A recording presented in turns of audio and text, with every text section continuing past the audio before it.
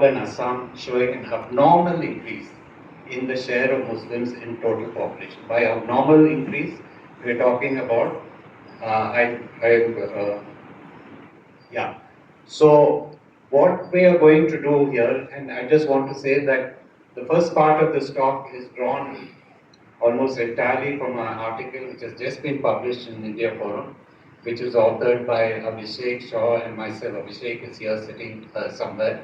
Um, Looking at this question, that in the border districts of Assam, over two periods, that is between 2001 and 2011, and 2011 and 21.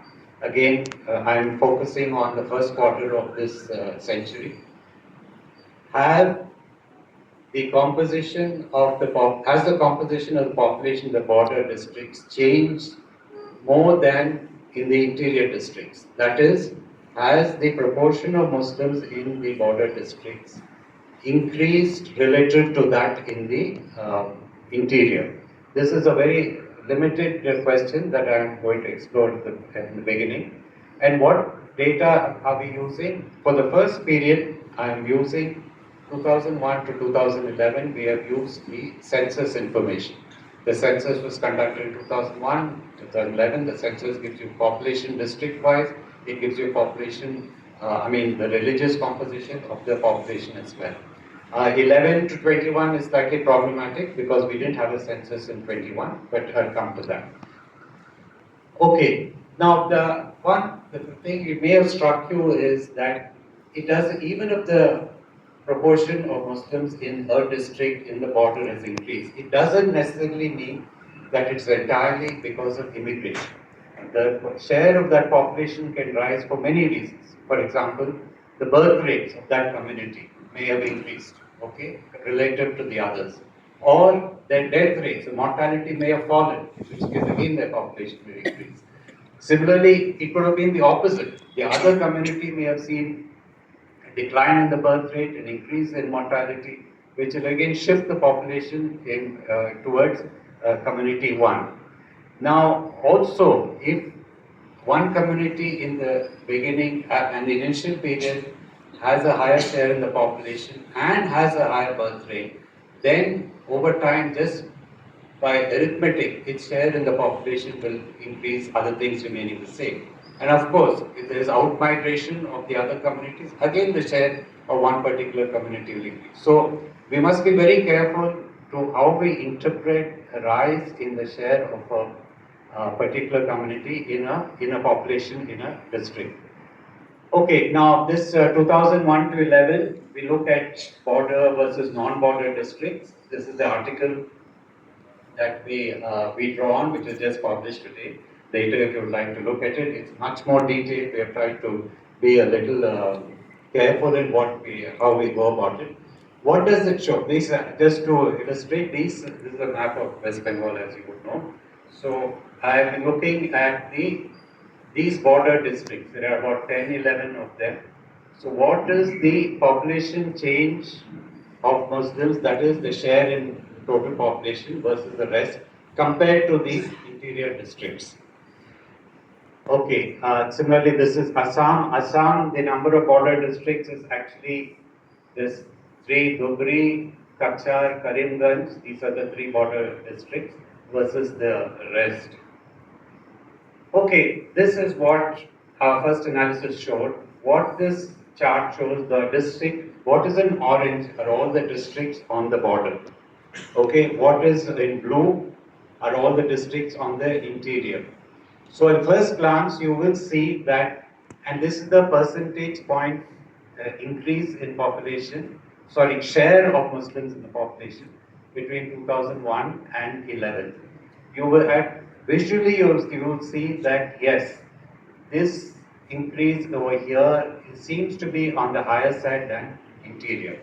But look a little carefully and you will find that there are some districts where the rise is very small, and there are some districts where in the interior where the Muslims in total population have increased much faster in the interior, not in the border. So it doesn't look very straightforward, although on the whole it looks, yes, those on the border have seen larger increase. But if you look at the numbers a little carefully, as I said, you would have some non-border districts showing a larger rise in population and some border districts showing a smaller rise in share.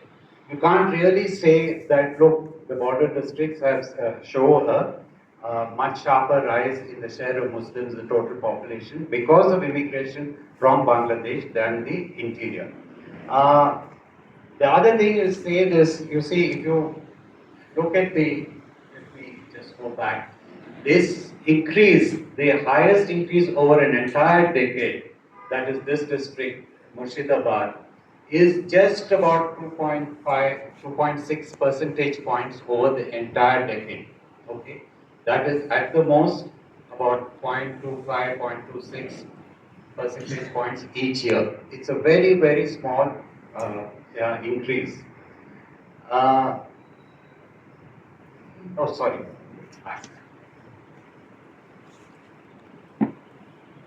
Yeah, even the extent of increase is very small. As I said, the reason for this increase in the share of the Muslims in total population again need not be because of immigration, but because of their higher fertility. We'll talk about that also a little later.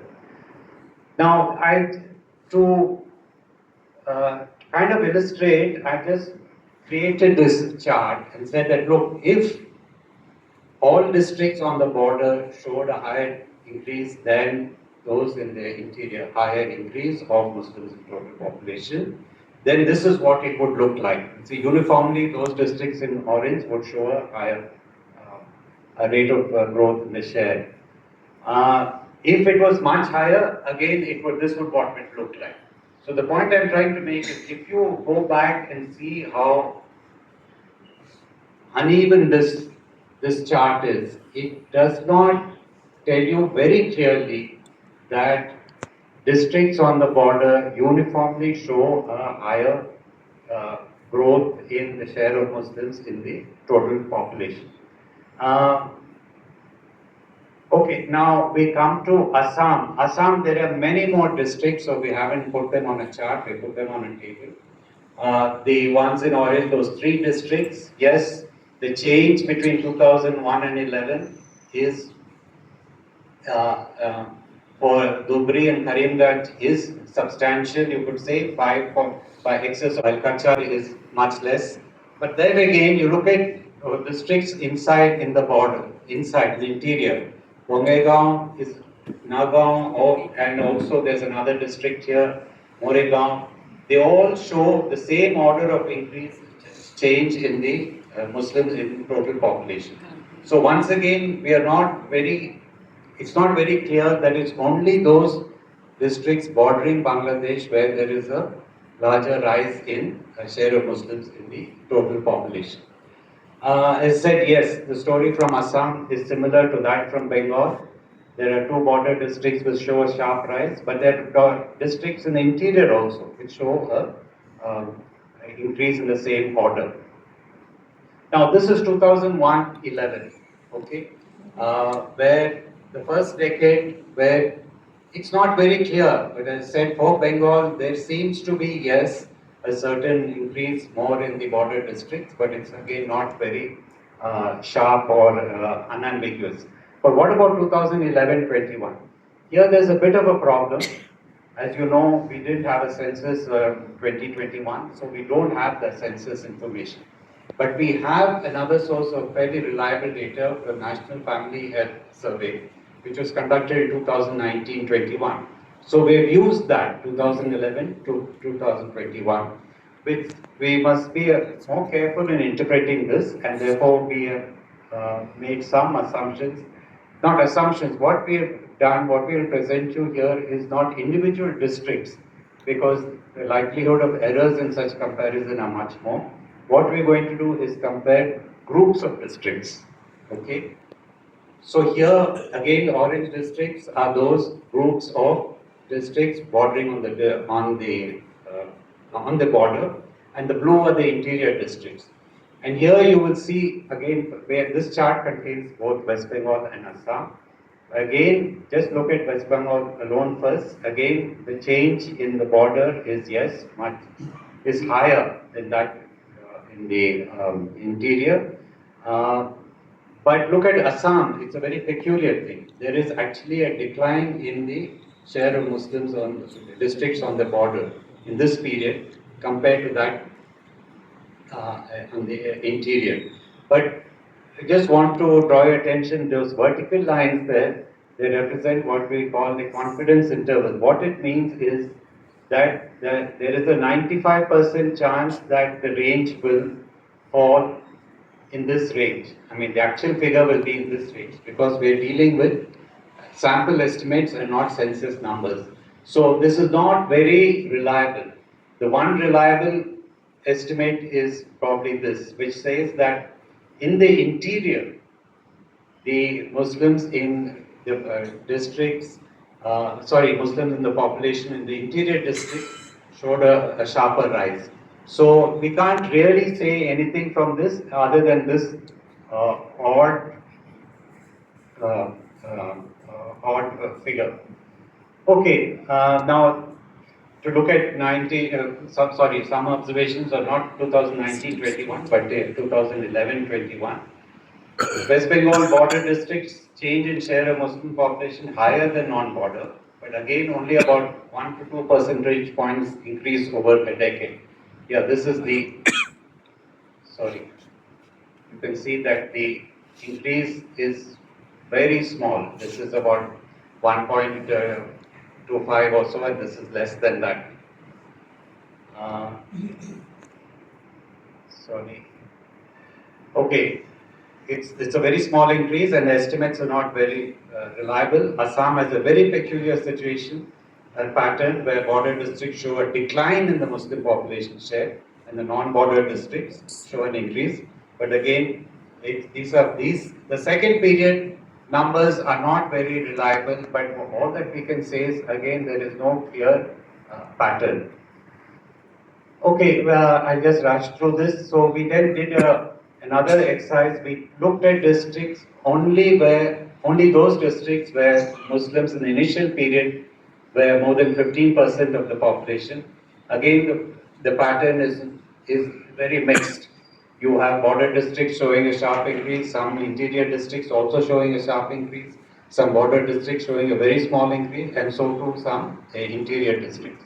Similarly, for Assam, the same picture as earlier, a mixed pattern.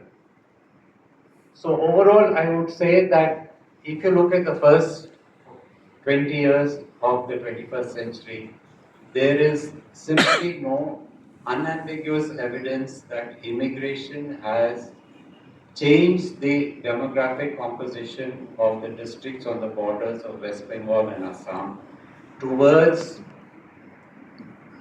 much greater share of Muslims in the total population.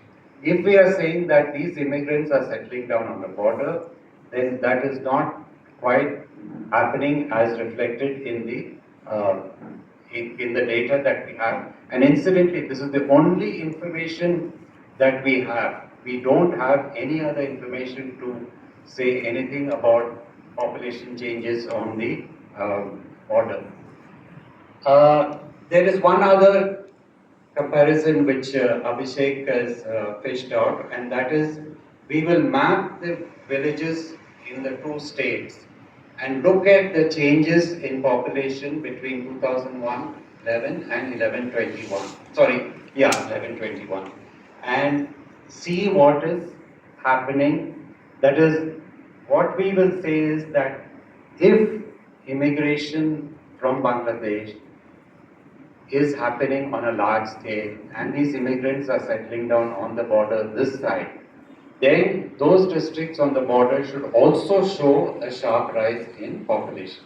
Is that happening? This is a map that he has generated with data that is available with village level data. So what he has done is he has excluded villages of less than 300 because if 300 becomes 400, then it will become a 33% rise. So it may kind of, say, contaminate the results. So what you will find is that the, this is over 50% increase. If we had a situation where immigration was changing the composition in the border, then these districts should all be of dark blue. This is not quite the picture. There is a mixture of blue and light blue, etc. So instead you have districts which are showing sharp increase in population in both this is for the previous period. This is 1991, 2001 and 2001-11 for both censuses. Okay, these are only using only censuses and looking at village level data. This again does not implicitly show that there has been any shift in the population in the border district towards Muslim. Implicitly, I say that because the assumption is that if there was such an immigration, then the population in these border districts, villages, should have been much sharper and they should have all been of a dark blue. Okay, now let me, having given you this information and said that, look, there is no clear pattern, there is no unambiguous pattern showing as a sharp rise in Muslims in the total population of the border districts. Let me ask a different kind of question. Why would Bangladeshis want to migrate to India? We assume that they are looking for jobs over here, and because jobs are not available there, it's in a terrible situation. Now, there was a time, the 70s, 80s, when Bangladesh suffered from cyclones, military coups, there were famines of, I think there were 2, 3 famines in the 70s. So it was really a poor country where you would think that people would need to migrate. But, and this is very important, but there has been a change in this century. Okay? Bangladesh in the 21st century is very different from that before. And let me present you a table showing the economic performance of Bangladesh and India. Now, we have been told that we are the fastest growing, we are the greatest economy, etc., etc. But look at India and Bangladesh. If you look at these figures closely, in 2005, India was about 60-70% higher than Bangladesh. This is per capita income in dollar nominal terms. And look what has happened in 2023. More or less the same. We are told that we are the fastest growing or second fastest growing, whatever. Look at the growth of Bangladesh economy. It's been faster than that in India. Per capita income and purchasing power, it's about the same. And look at the human development. Human development in 1999, India's index was considerably higher. In 2023, it is about the same. And to give you one example, life expectancy. In 2000, we are about the same life expectancy years in the two countries. In 2024, Bangladesh life expectancy is almost 2 years higher than that in India. So the point I'm trying to say is that Bangladesh is still a poor country, but it's a transformed economy. It's an economy which is growing as fast, if not faster than India, where employment opportunities must be growing, and where human development is considerably, about the same level in some areas, considerably higher than in India. So the question to ask is, if that is so, why would people in millions want to migrate to India? Okay, this is not to deny that there will be pockets in Bangladesh which are extremely poor, and people feel that they will be better off in India. I'm talking especially about those who profess Islam as a religion, as faith. But the idea that India is a land of gold, if I can use that expression, for a Bangladeshi doesn't hold anymore. Okay? They may well be as well off staying in Bangladesh rather than migrating. Okay? This is something that we don't seem to ask, that we just assume that Bangladeshis are poorer than us and therefore they want to come and work here work here at domestic help, work as carpenters, work as, on the street.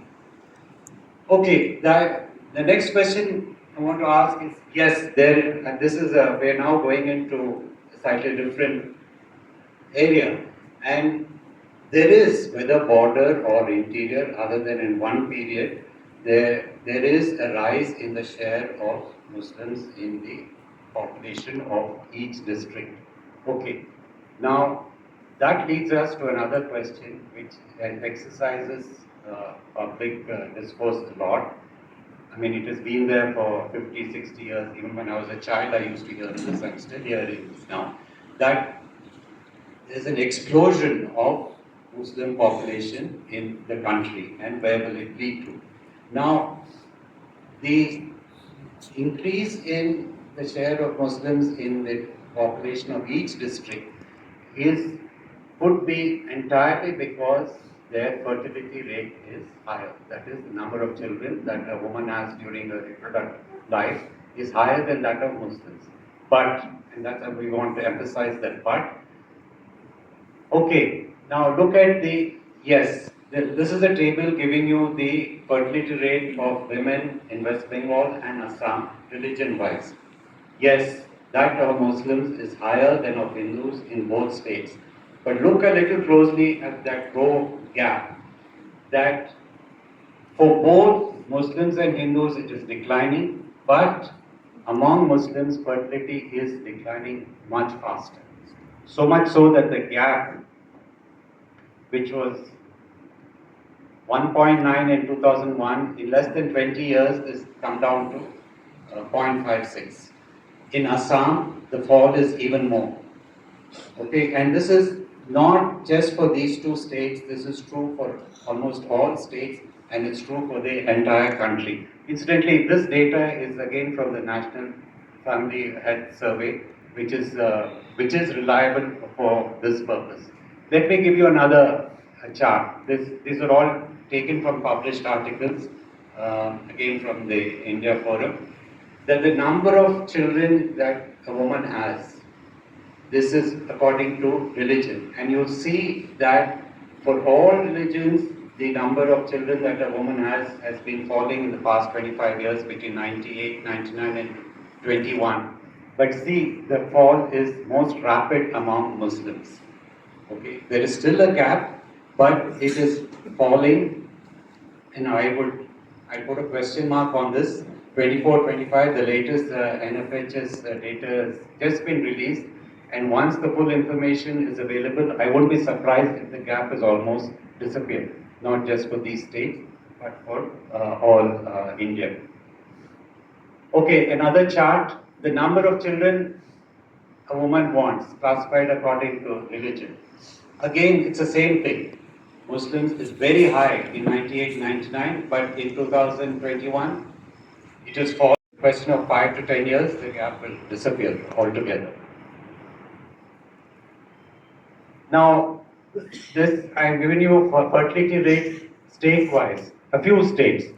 Now, look at this. The Muslims in Kerala, for example, the fertility rate is, that is, a Muslim would have 2+ children during her reproductive years. But look at the figures for Bihar and Uttar Pradesh for Hindus. It's higher. Okay, so it's not so much that it's religion as something else that is at play here. It's not religion that makes people from Muslim women have more children than Hindu women, because you will see this difference. Look at this according to education and income. If you are educated, if you're an educated Muslim woman, you will have less than 2 children during your reproductive life. But if you are not educated and come from the among the Hindus, you will have almost 3 children. So education is clearly one factor. Income too. And look at the income. If you're a non-poor Muslim, you will have just 2 children during your reproductive life. If you are poor Hindu, you will have 2.3. So there are a number of factors that determine fertility. Religion probably had a role to play, but increasingly less so. What now plays a more important role is education, access to family planning methods, and income. So the differences that we are seeing in fertility between Muslims and Hindus, which is now declining, will soon disappear altogether.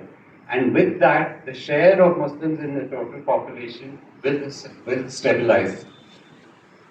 So this is the bogey that we have had to deal with, that this is what underlies this fear of the hysteria about migrants from Bangladesh, that we don't make a fuss if they're Hindus who are coming, but because they're Muslims, they're coming, they're changing the demographic composition of our country, and the population of Muslims in the total is going to increase, and some would even claim is going to overtake all the others.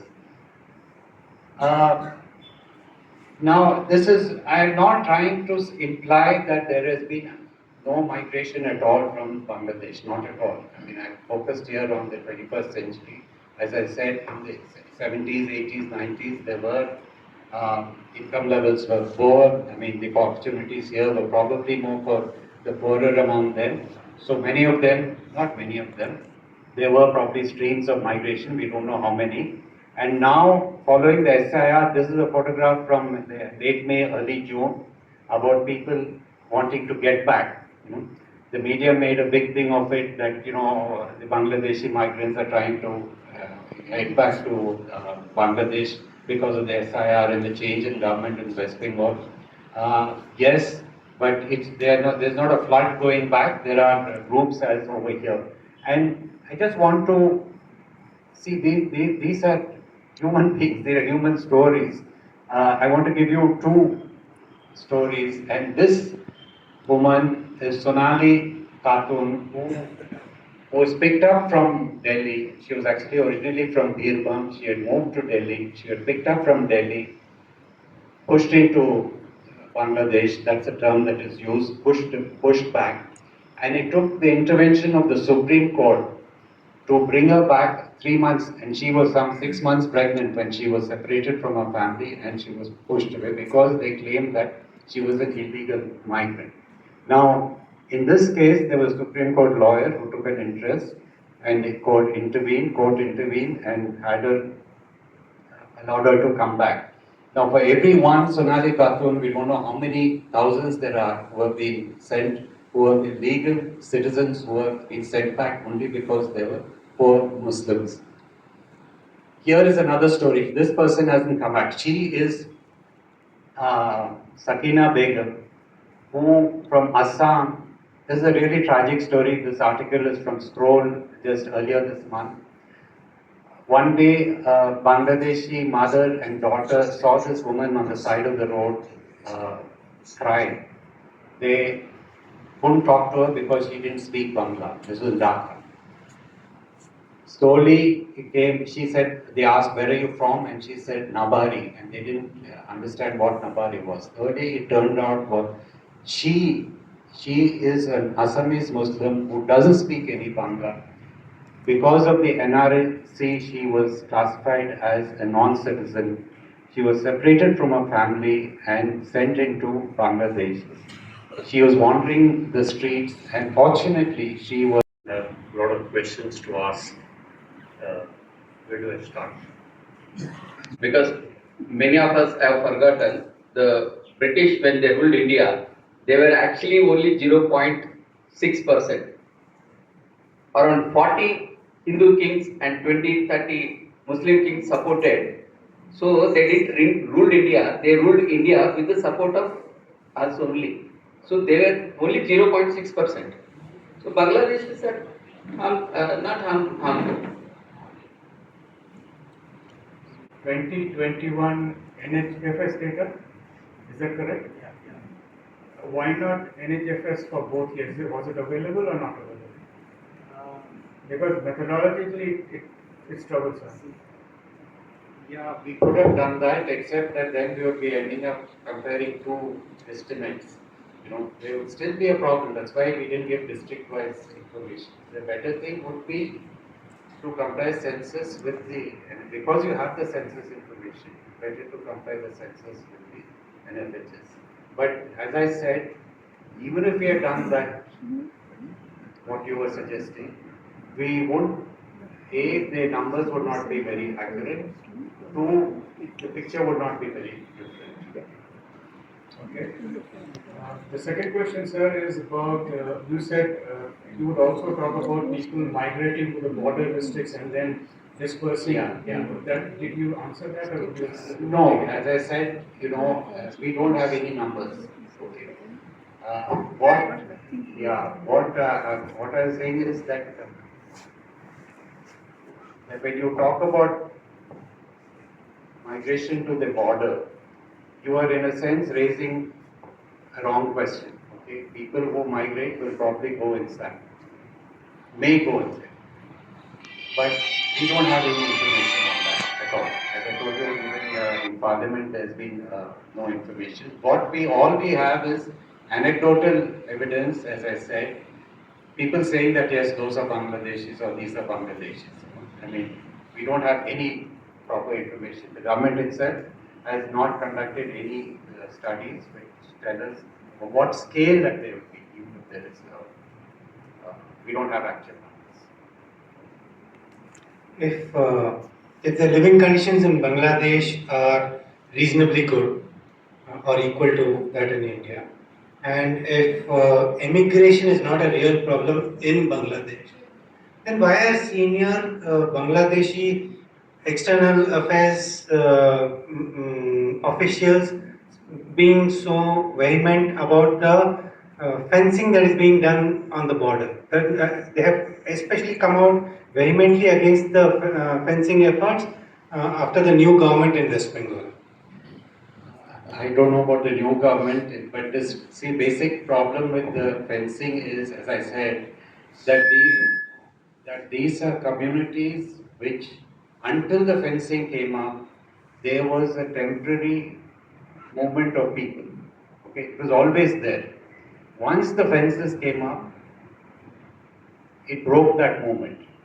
And we on our side don't seem to be so concerned about that because we are more concerned about preventing people from coming in. That would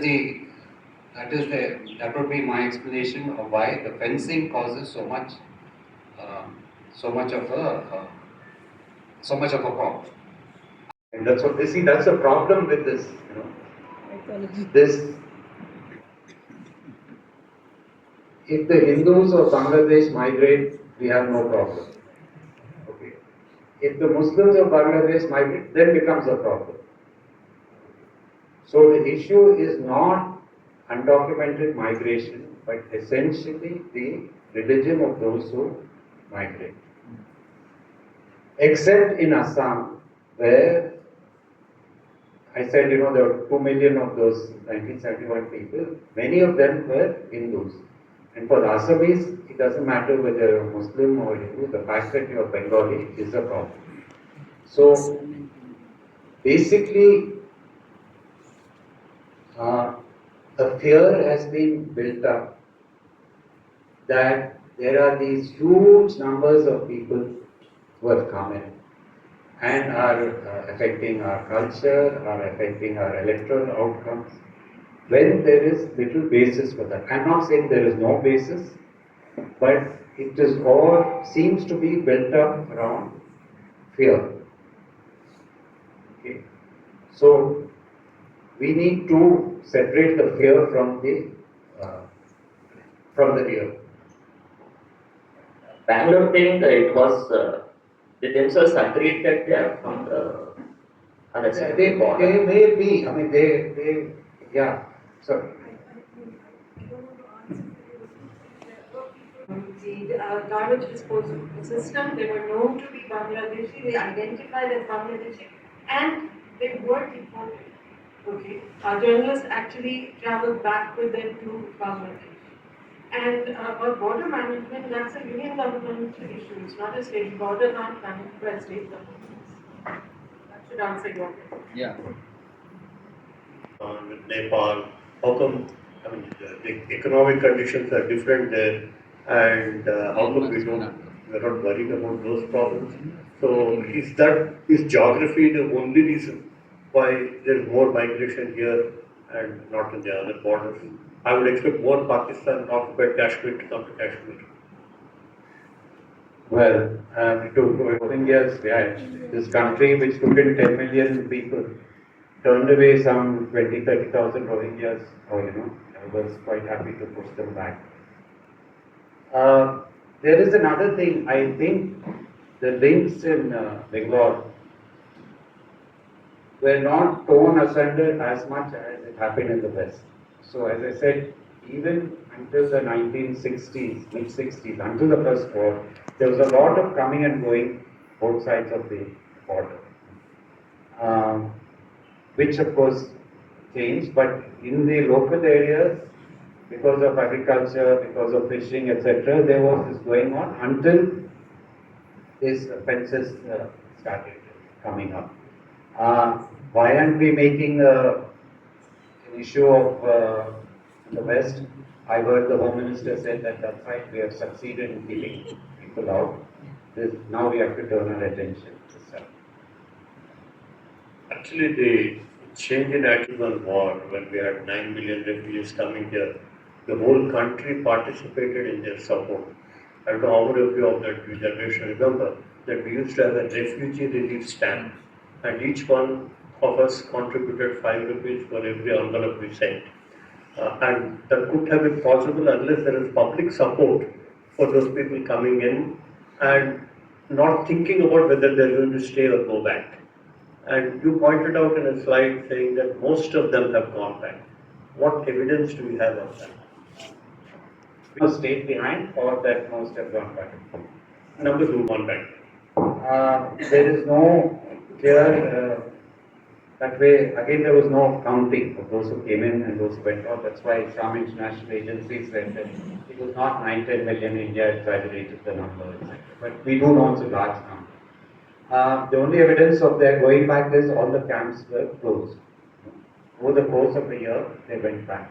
But there is a feeling in Assam that a good number of these refugees who entered Assam stayed on there.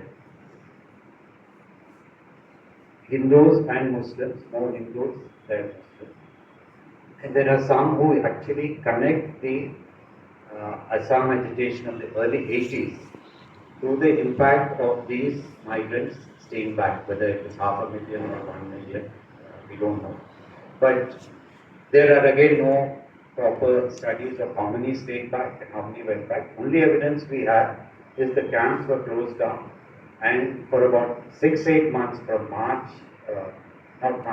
December 71 to end 72, there were streams of buses organized by the Indian government to take people back.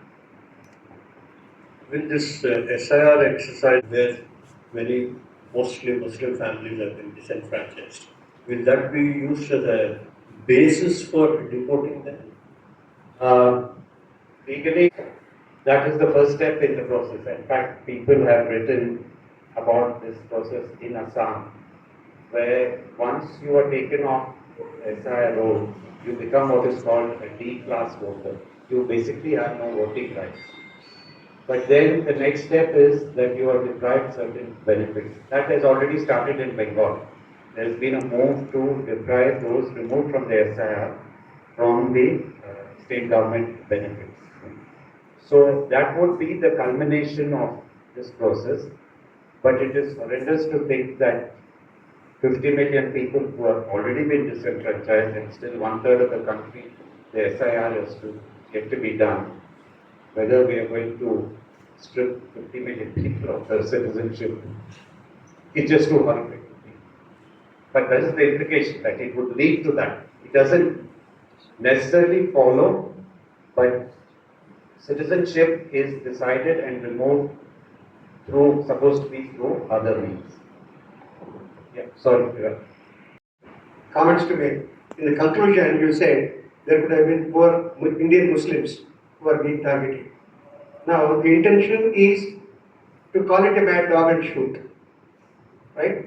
When such an intention is going on, you won't be able to save anything, and anybody will be a migrant.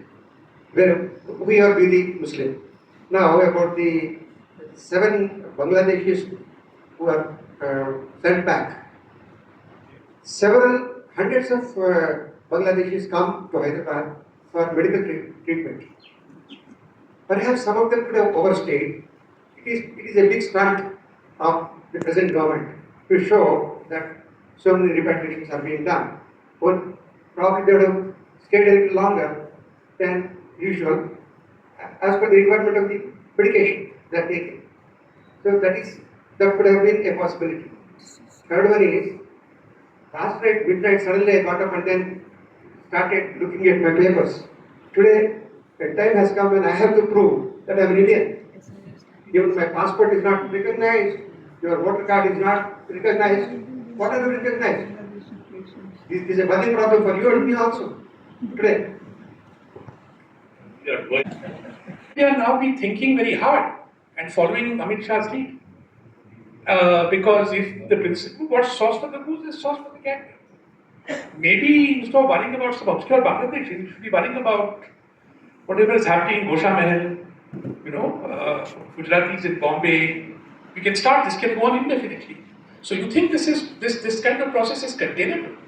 Or do you think that this could actually spill over into a divisive political understanding in India because the objective conditions are there and the same logic applies? The South, and it serves the South now to attract labor from the North, but how long and how far?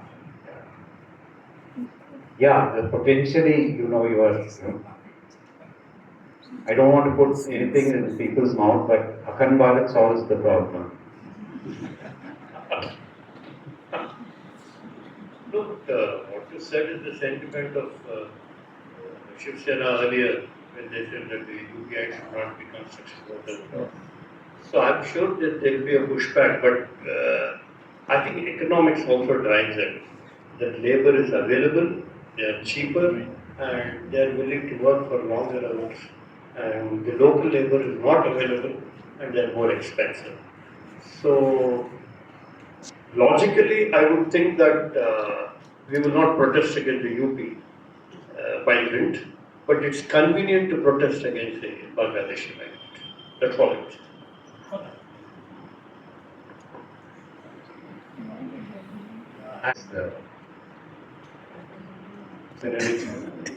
Your identity, not the economic identity, but your social and religious identity is what is deciding. There are many industries, for instance, in restaurants and hotels business, Orissa migration is very, very high.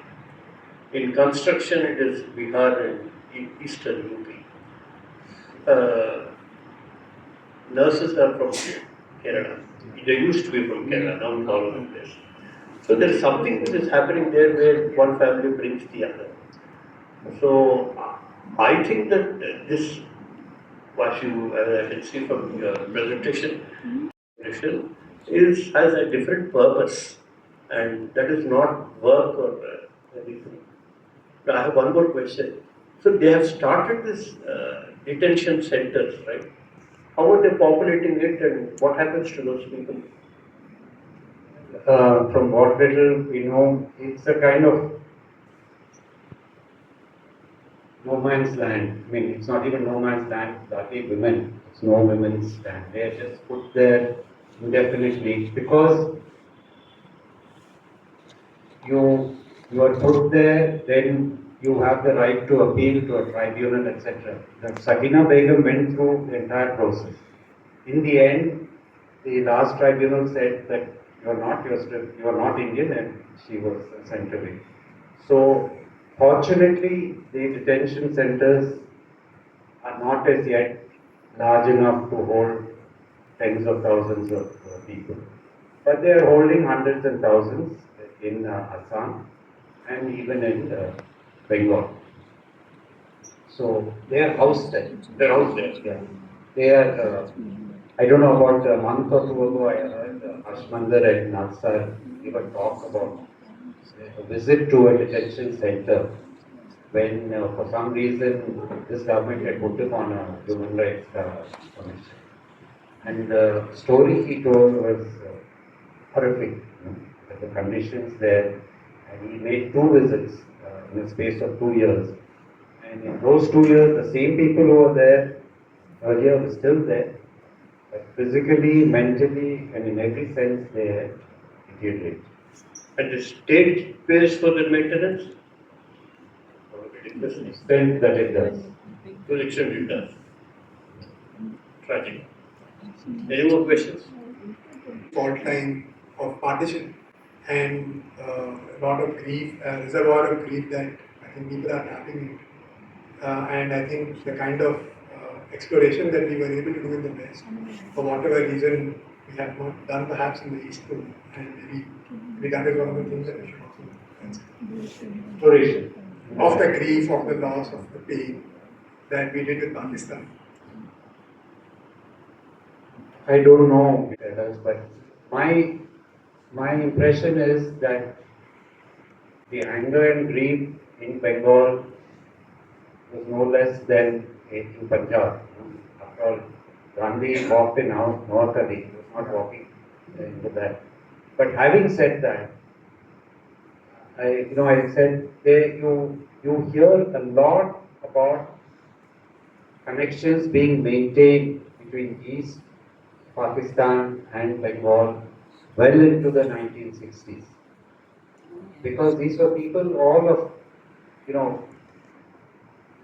they seem to have been, their lives intertwined much more than in the Punjab, or they were able to handle that trauma more than. And don't forget that when Bangladesh was created, there was so much bonding between Bangladesh and Bengal at that time. This, what should I say, this fight, hatred, etc., is from the 1990s that we have been seeing. I remember in 2006, this Makkah Masjid bombing.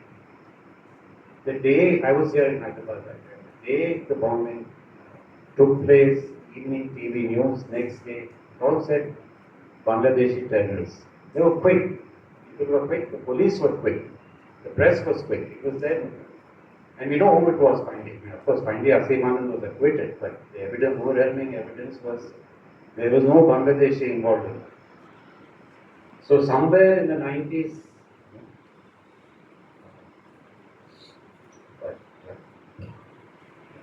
Yes. At the present rate of growth differential, it will take 760 years before the Muslim population overtakes the Hindu population. I am always very impressed that the Hindus are so concerned about something which happens 760 years from now, but are not worried about the pollution in Tangled. There was some kind of Bhagwara someplace, but it was always a kind of a running joke about BDR, Bangladesh Rifles, who used to be supposedly guarding the border for Bangladesh, and BSF, who were our people, who used to look the other way because people are coming and going, the relatives are here. Then the local train system in Kolkata, the one that goes closest to the border, the last station is called Bodinga. And that local had vegetable sellers and fish sellers from Bangladesh women with these big baskets coming on those trains every day into Kolkata, selling and in the evening going back. And even that, and I'm talking, you were talking about 60s, there was a lot of coming and going. But I have seen till 2004 and 5 that was happening, and it was not a big deal at all. That's all. Thank you. Bengalis and others ever since we started looking at this question. But did you also see here, of that area at least, of people moving through those villages heading to Calcutta or elsewhere, the economic refugees? I lived in villages where Bengalis from West Bengal were going a lot to Delhi and Gurgaon and all those places, but Yeah. I don't know of any people from Bangladesh.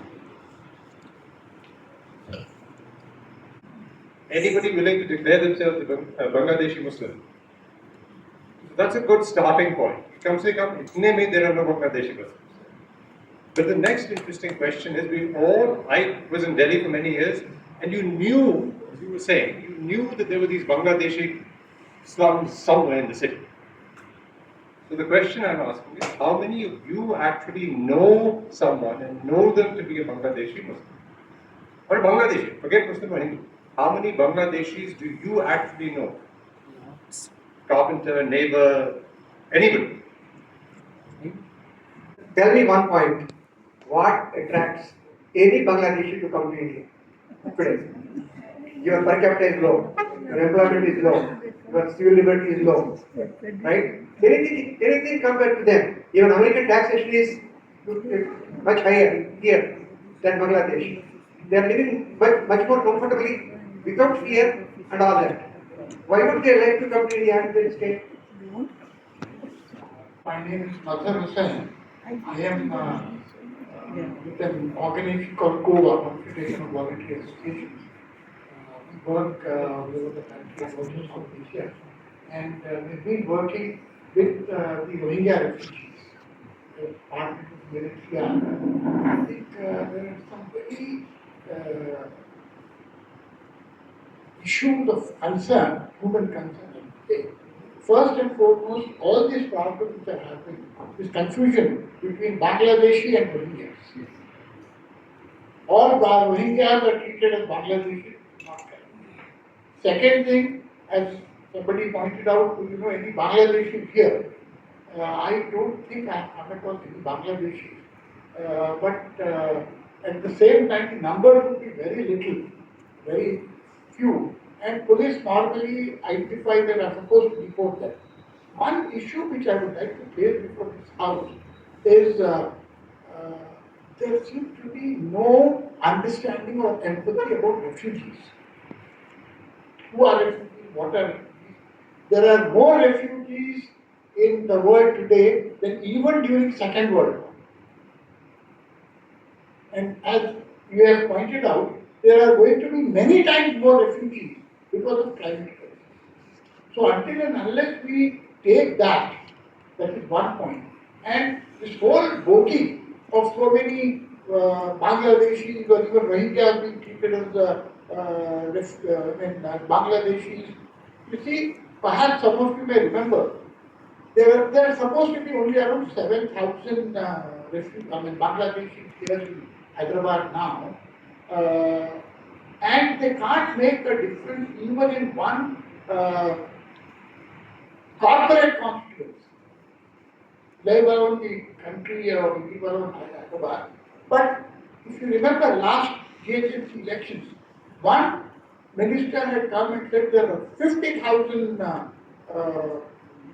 refugees, Rohingya refugees. And then our Smriti Irani had come and said there are 75,000. He was a minister at that time. From there. So this is all fear mongering. There is no basis to this. All that they want are, I think, some political agendas, as many as possible to divide people. That's the whole moral of the story. And as we go along, I hope our country realizes that the real issues are poverty, employment, and all that, and we should not get entrapped in this. By one thing, I am not arguing that there have been no economic refugees from Bangladesh. I'm not saying that at all. They're anecdotal talk, so the anecdotal talk must have some basis.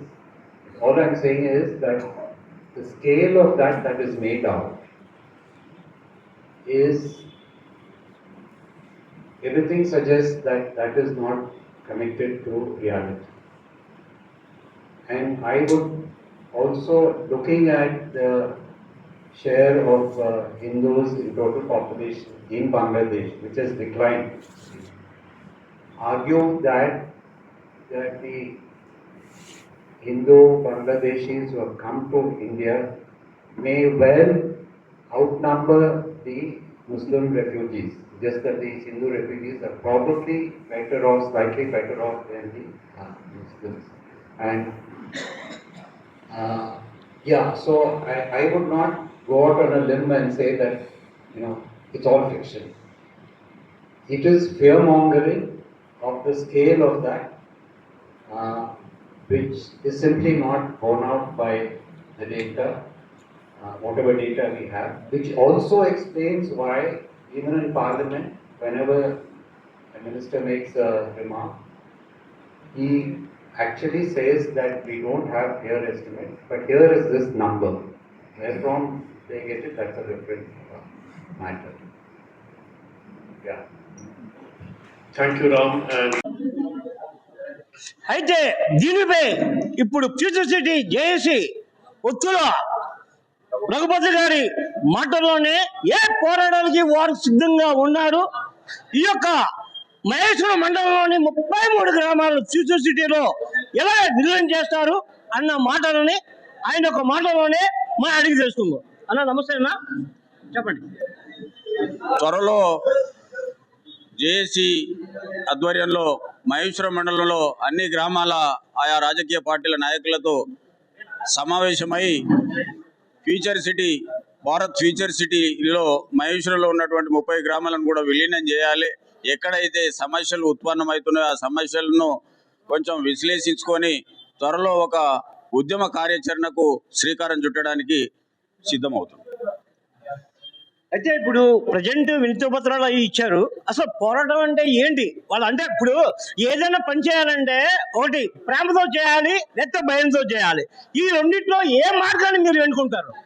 ఇప్పుడు త్వరలో మహేశ్వరంలో ఉన్నటువంటి 30 గ్రామాల సర్పంచులు ఆయా రాజకీయ party నాయకులతో మాట్లాడి త్వరలో ఒక నిర్ణయానికి వస్తాము. ఎవరైతే బీఆర్ఎస్ పార్టీకి చెందినటువంటి సర్పంచులు రిజర్వేషన్ ఇస్తలేరో వాళ్ళ గురించి ప్రజల్లోకి ఆయా గ్రామాల్లో వివరించి వాళ్ళు ఎందుకు అనుకుంటున్నారు అన్న విషయాన్ని కూడా మేము ప్రజల దృష్టికి తీసుకొస్తాం.